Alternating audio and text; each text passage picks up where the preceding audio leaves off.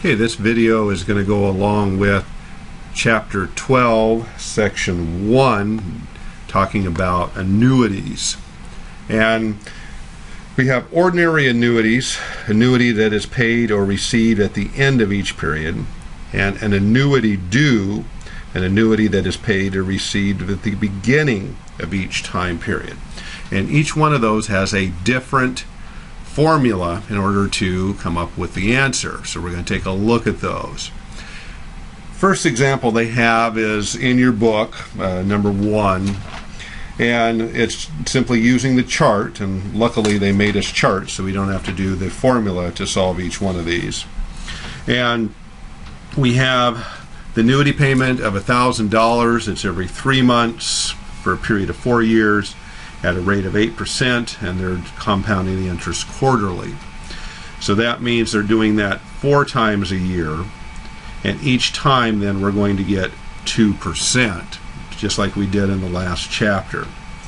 So if we have every 3 months times 4 years, that's going to be 12. Be 16 period, 4 years. Okay, so we have 16 periods.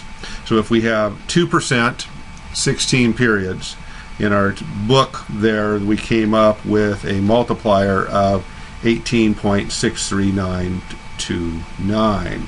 So if we just simply plug that in, so we have 1,000 times 18.63929, we get the answer that they came up with. Okay, so this is a straight annuity. Okay, so in our next example, number 2, they have an annuity payment of $2,500 every 6 months, period of 5 years, rate is 10%. They're doing it semi-annually, so they're going to do it twice a year, and so each period then they're going to get 5% of the interest, and twice times 5 is going to give us 10 periods. So we have 5%, 10 periods, and I've already looked that up to speed up our book work here. We have 12.57789, and again we're just going to multiply that then. So 12.57789 times the payment, and we get, and we're going to call that 73. Okay, so again it's just looking up the correct column, just like we did in the last chapter. We're building our skills here. So how often are they doing it? What is the rate per period? And then how long are they doing it? Okay, now the annuities due is slightly different. That's a little added addition to the formula. So let's take a look at number 6. That's the one that they've done in the book here. And see if I can get that up there. I've already come up with our number, but how did I get that? Well, semi-annually then is going to be twice a year. We have 10%, so half of that is going to be 5%. We're doing it for 12 years, so that gives us 24 periods. So then when we look at our text, we come up with 44.50200. And we're going to multiply that by what we're putting in every 6 months. That's 400. But the problem is my numbers don't match. So what's up with that? Well, if you read that you have to do one additional step in order to get the answer. You have to multiply 1 plus the interest rate times that answer. So the interest rate here is 0.5, so that's 0.05. So 1.05 times that answer that I just lost. So I don't think that'll work.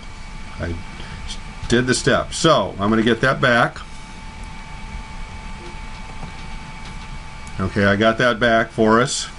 Calculators are a wonderful thing if you can make them work all the time. So now we multiply then that answer, there we go, at 1.05. And that gets us our answer. We have that one additional step where we're doing it 1 plus the interest rate and multiplying it. Okay, so let's do another one of those. let's look at number 7, which is one of your homework problems. But I wanted to just go over it and make sure we're all on the same page. Okay, so we have quarterly, so that's going to be 4 times a year. And we have 8%, so we divide that, so we're going to have 2% each time for a period of 3 times, so we're going to have 12 periods, 2% each time. So we look on our chart, and we have 13.4209. I'm going to multiply that by 1,000. And we get 13,412. But we still have that one additional step because we're dealing with annuities due by multiplying that 1.02. And that gives us 13,680.33. Okay, so whenever you see that annuities due, you have that one additional step by multiplying it 1 plus the interest rate. Okay, so that's that additional step with an annuity due. Okay, well, let's look at one of the story problems there, number 12. Suntech Distributors deposited its $5,000 at the beginning of each of the 3-month period for 6 years. So that's a key piece of information at the beginning because we have to do an additional step. It's paid for 6 years in the account, paying 8% interest. So we have 5,000, we have 3 months, 6 years, 8% interest, and it's quarterly. Okay, so that's going to be 4 times a year.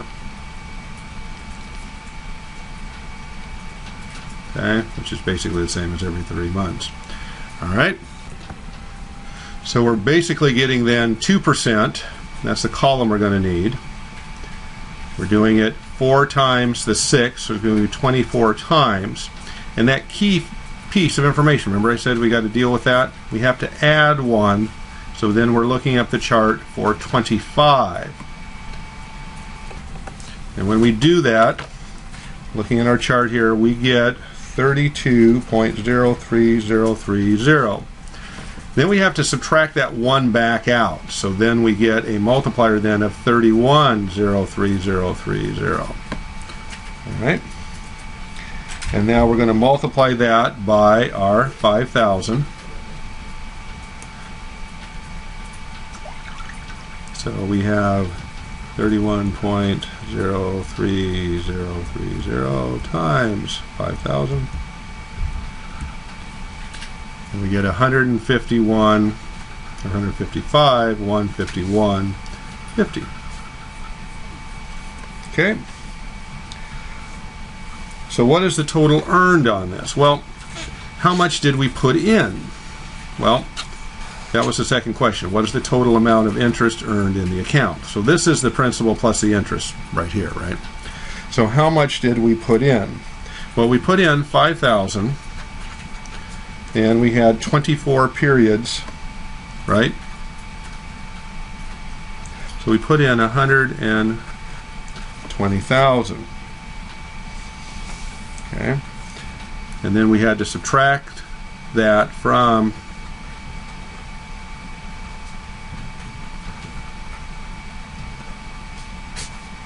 so we would have 25, 151.50. Okay. So that's pretty straightforward. Just keep figuring out the interest. It's just simply subtracting how much we deposited on our own, and the difference then, of course, will be the interest. All right, the next page of our homework and assignment has to do with the formula. I want to do that in a separate video because that's going to take a little bit more time to do. So